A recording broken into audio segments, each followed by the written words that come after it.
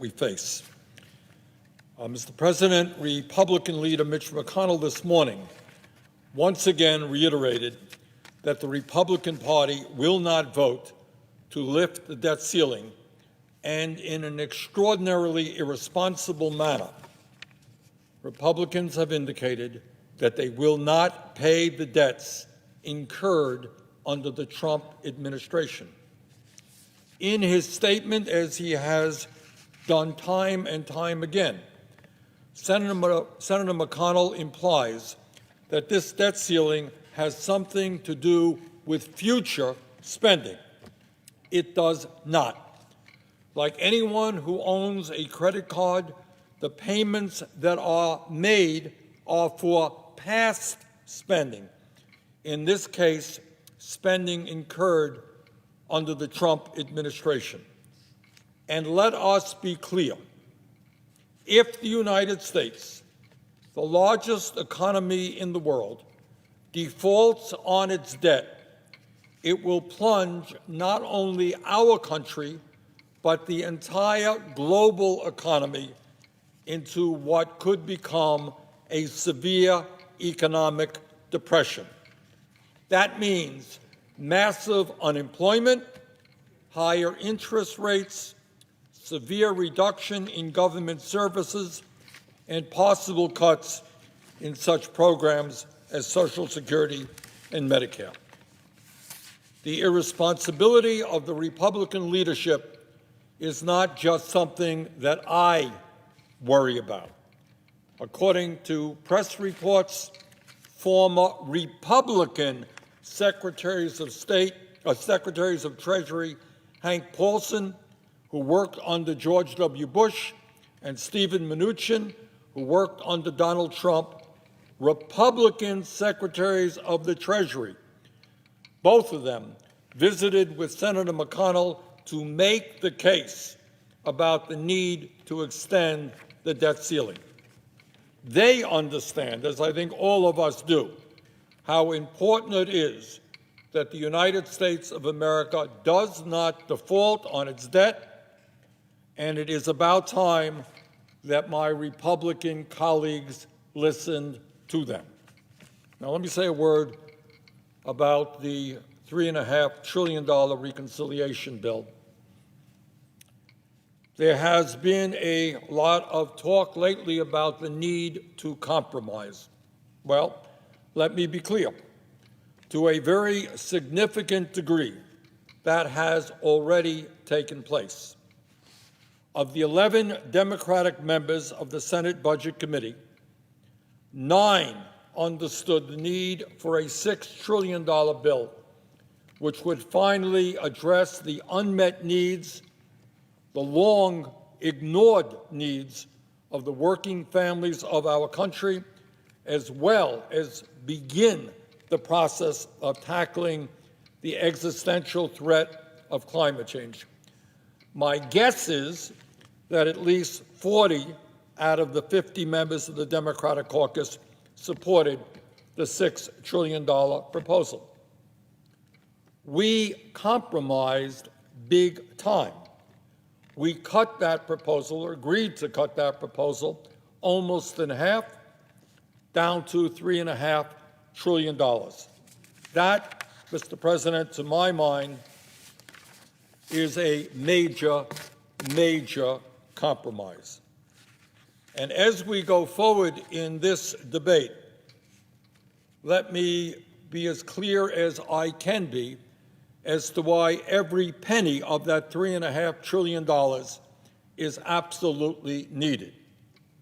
And let me also make clear that this bill, despite some of the rhetoric coming from my Republican colleagues, will not add, should not add, and will not add one nickel to the deficit. It will be paid for.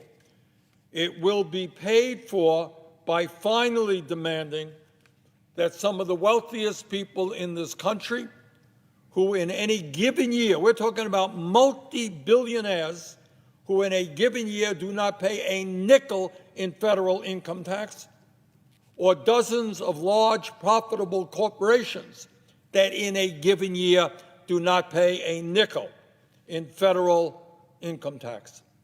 Well, we are going to demand that these people start paying their fair share of taxes. And that is more than enough money to cover the $3.5 trillion that is in this proposal. So anyone who suggests to you that this bill is not going to be paid for, that it is going to add to the deficit, is simply not telling the truth. It should and will be fully paid for. Now, the media is very worried about process. When are we going to do this? What about that person? What about that senator?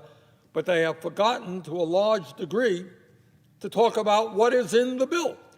I'm not quite sure that the average American is staying up nights worrying about whether it's completed on a Wednesday or a Friday, or what this senator thinks or what that senator thinks. They like to know what's in the bill. And the reality is that for many, many decades, while Congress has paid rapt attention to the needs of the wealthy and large campaign contributors, it has significantly ignored the needs of working families, the middle class, and low-income people. And I think the reason that many of my Republican colleagues are so upset about this legislation is that we're changing the dynamic. We are now beginning to pay attention to the needs of working families and not just the wealthy and the powerful. So what's in this bill? First, as a result of the extraordinarily successful American Rescue Plan, which went a long way to pull this country out of the severe economic decline that we experienced as a result of the COVID pandemic. As a result of the American Rescue Plan, Mr. President, we cut childhood poverty in the United States of America by over 50%. And for black and brown families, that cut was even higher. Year after year, the United States has the highest rate of childhood poverty of any major country on earth. We took a major step forward in cutting childhood poverty. And now it is clear to me, and I think to people all across this country, that we must extend the $300 a month per child direct payment that working class and middle class families now receive. And let me be very clear, if we do not pass the reconciliation bill and not continue those payments, we would once again plunge the children of this country, millions of them, back into poverty, and that is morally unacceptable. Furthermore, in the United States of America, every person should be outraged by the dysfunctionality of our child care system.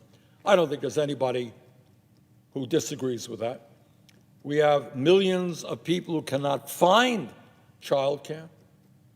We have families in Vermont, in Maine, paying 20, 30, 40% of their limited incomes for child care, which is pretty crazy. We have child care workers who are employed at starvation wages. The system is not working. It is broken. It is dysfunctional. And it is not a radical idea to say that every family in America, when mom goes to work and dad goes to work, should be entitled to high quality and affordable child care. A lot of studies out there that says that the best investment we can make in federal dollars is to our children. And that's why we have got to expand what we're doing in child care. And under this legislation, no working family in this country will be paying more than 7% of their income for child care. So if you're paying 20% now, you're paying 30%, we will reduce that to no more than 7%. And on top of that, and of extraordinary significance, we're going to make pre-K education for 3- and 4-year-olds universal and free. And we are going to do, bottom line, what almost every other industrialized country on earth does, and understand that the most important investment we can make is in our children. And by the way, importantly, when we do that, we are going to allow well over 1 million women to go back into the workforce because they no longer will have to stay home because of lack of affordable childcare. So if you're worried about labor shortages all over this country, you must support significantly expanding our child care capabilities. Further, what is in this legislation, Mr. President, is at a time when the pharmaceutical industry charges us the highest prices in the world for prescription drugs, we are going to demand that Medicare start negotiating prescription drugs with the pharmaceutical industry. And I know that Americans now are seeing a lot of the ads, the completely dishonest ads from the pharmaceutical industry. And let's be clear, over the last 20 years, the pharmaceutical industry has spent well over $4 billion on lobbying and hundreds of millions more on campaign contributions. Guess what? They own the United States Congress, and that is why when you walk into a pharmacy and you find that the price of your medicine has doubled, it's because they can do anything they want to do. They write the laws. They right now have 1,400 lobbyists running all over Capitol Hill, trying to make sure that we do not lower the cost of prescription drugs. And that is what this struggle is about. These guys, year after year, make outrageous profits. Their CEOs get extraordinary compensation benefits. And they do that by charging us by far the highest prices in the world for prescription drugs. Well, those days are coming to an end if members of the Congress finally have the guts to stand up to them. Now, I understand that the pharmaceutical industry owns the Republican Party. I got that. And I understand that there will not be one Republican in the Senate who has the guts to stand up for his or her constituents and lower the cost of prescription drugs. Well, there should not be any Democrat who is in that position. There should be no Democrats who are not prepared to stand up to the pharmaceutical industry. And when we have Medicare negotiate prescription drug prices, we can save over $500 billion. And one of the things we're going to do with that $500 billion is do what the American people desperately want us to do, and that is to expand Medicare to cover dental, vision, and hearing aids. This is the United States. Elderly people should not walk around without any teeth in their mouths. They should be able to afford to go to a dentist. Not a very radical idea. Grandparents should be able to communicate with their grandchildren because they have a hearing aid that they need in their ears that today they cannot afford. And older people should be able to read their daily newspaper because they can get a pair of glasses that works for them. The need to expand Medicare to cover dental, hearing aids, and eyeglasses is absolutely critical. Nobody in the year 2021 denies that oral health, hearing, and vision are essential parts of health care. Medicare is supposed to cover health care needs of seniors. Well, oral health, hearing, and vision are parts of health care. Not surprisingly, out of all of the provisions in President Biden's Build Back Better plan, expanding Medicare to provide dental, vision, and hearing aids is by far the most popular. According to a June 30th Morning Consult poll, adding dental, vision, and hearing benefits to Medicare is supported by 84% of the American people. Not often you get 84% of the American people supporting anything. And yet that includes 89% of Democrats, 79% of Republicans. This is what the American people want, and this is what we must deliver for them. Given that, it is just hard for me to imagine that any member of the House or Senate would oppose this very popular and important provision. Mr. President, it is a bit embarrassing that our nation, the richest on earth, is the only major country not to guarantee paid family and medical leave. I have been all over this country, and I have met with women, low-income women, who are forced to go back to work 1 week after having their baby because they need the income. We are the only major country on earth not to guarantee paid family and medical leave, not to make sure that a mom can stay home with her sick kid or a dad can spend time with his dying father or mother. This legislation finally does what should have been done a long, long time ago and guarantees paid family and medical leave.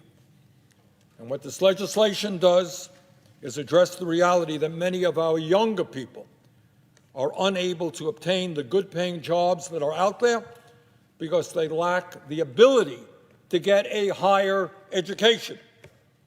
Now, my own view is we should make public colleges and universities tuition-free. My own view is we should cancel all student debt in this country. That is not in this bill. But what is in this bill is the reality that every American will have the right to get at least 2 years of community college tuition-free. And they can use that to get the training they need for good jobs. They can use that to accumulate credits that can be transferred to a 4-year college if that is what they desire. Mr. President, a few blocks away from here, and in every major city in America, there are Americans sleeping out on the streets. They are veterans. They are people with all kinds of issues. They are working people who simply cannot afford the housing in their community. 2 blocks away from the United States Capitol, there's an encampment of homeless people.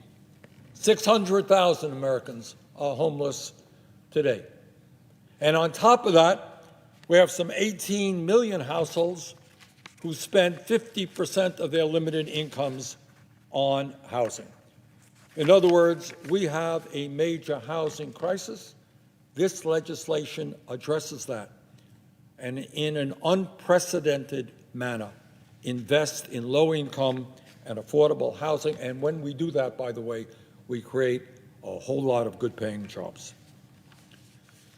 Mr. President, we are an aging society, and whether people have severe disabilities or whether they are just getting old, people would rather stay at home, in many cases, rather than be forced into nursing homes.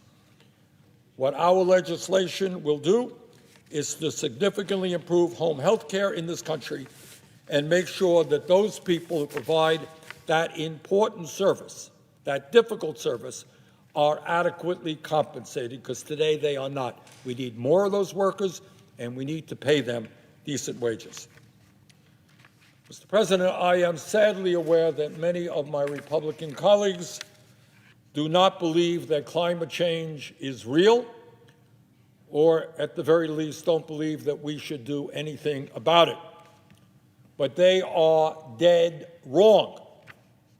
And in my view, we cannot go home and look our children and grandchildren in the eye, knowing what we know, and knowing that the scientists are telling us that we have a very, very few years to address the climate crisis, or else there will be irreparable harm done in our country and around the world.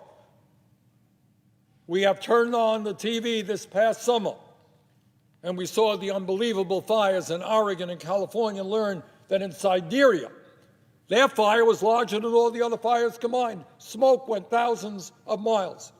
We learned that July was the hottest month ever, and the climate is exacerbating extreme weather disturbances like Hurricane Ida, which brought havoc to Louisiana. This legislation that we are proposing does not go as far as I think it should on climate. But make no mistake about it, it is a major, major step forward in transforming our energy system away from fossil fuel to energy efficiency and sustainable energy. So that is where we are right now, Mr. President. We are in a moment where millions and millions of Americans have lost faith in their government. They think that we are incapable of addressing their needs, that all we do is listen to wealthy campaign contributors and the lobbyists and the billionaire class. And the question we face right now is, at this moment, do we have the courage to keep faith with the American people and show them that their democracy, in fact, can work for them and not just powerful special interests? So let us go forward. Let us do the right thing. Let us pass this $3.5 trillion reconciliation package. And with that, Mr. President, I would yield the floor.